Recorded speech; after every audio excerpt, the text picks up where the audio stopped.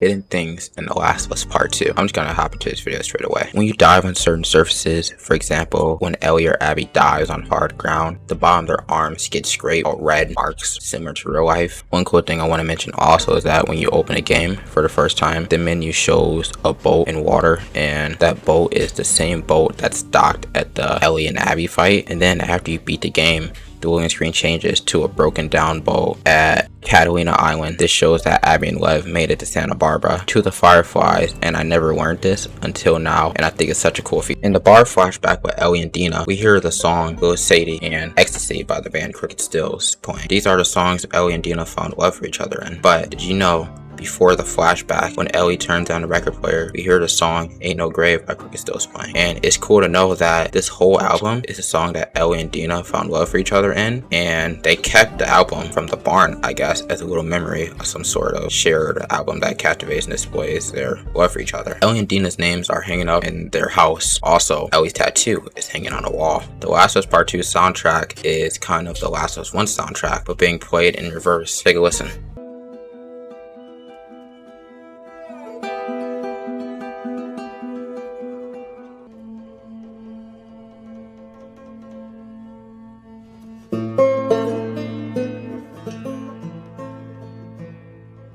In The Last of Us Part 2, Ellie wears her hair like Tess, I guess as a way to pay tribute to her as one of the first people that she's lost. In Joel's house after he dies, you can see that Joel has framed photos of both Sarah and Ellie on a dresser. Also, you can see that he has a missing mirror in the bathroom, and that's because he gave this mirror to Ellie, which you can find in her room / mini house, which is in the garage. In The Last of Us 2, in a sense, Abby became much like Joel. And if you notice, Abby is actually wearing the same colors as Joel from the first game when her and Lev are searching for the Fireflies. And Lev dresses much like Ellie looking for the Fireflies.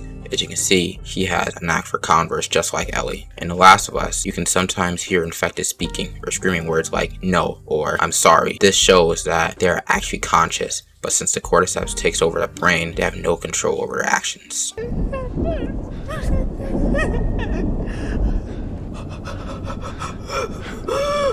In The Last of Us Part 2, the soundtrack for the game is songs that you can hear Ellie and Joel listen to throughout the game, and it's just Ellie singing the song she has in her Walkman, or hears Joel sing and plays the beat of the songs on the guitar.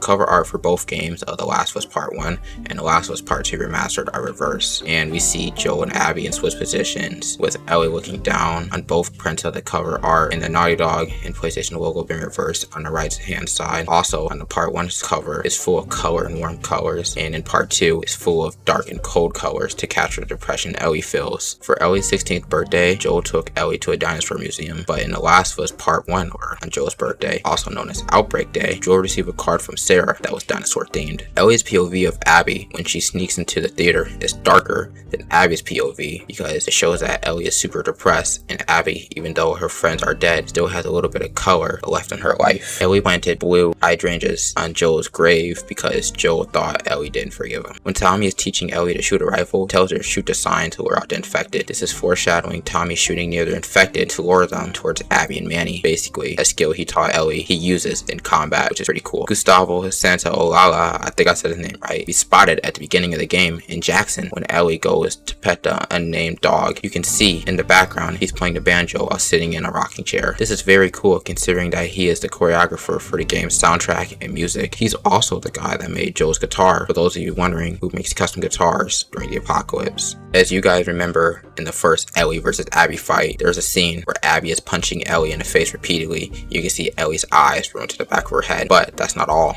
On the second Ellie versus Abby fight, at the end of the game, as Abby bites off Ellie's fingers, we see Ellie punch Abby in the face, and if you look closely, Abby's eyes roll into the back of her head. And it's cool too. A little thing I forgot to kind of add is both fights, you play as Abby for the first one and Abby wins, but in the second fight you play as Ellie for the second one and Ellie wins. So basically it's kind of like main character syndrome basically. Whoever the player is looking at basically, or playing guys, they win, because I guess just how the games work. In every guitar section in the game, except for when she's playing Take On Me, Ellie is playing Future Days or trying to learn the song because this is the first song Joel sang to her. And you can see every time she plays plays a song, she plays it differently than Joe did by using different chords. This is very touching because this is kind of her way of remembering him throughout her trip to Seattle. And at the end of the game, as she is no longer able to play the guitar nor the song because of her missing finger, she leaves the guitar behind, I guess as a way of leaving Joel and a song behind. The code written in blood from the guys Tommy tortured spells Joel if you read it upside down.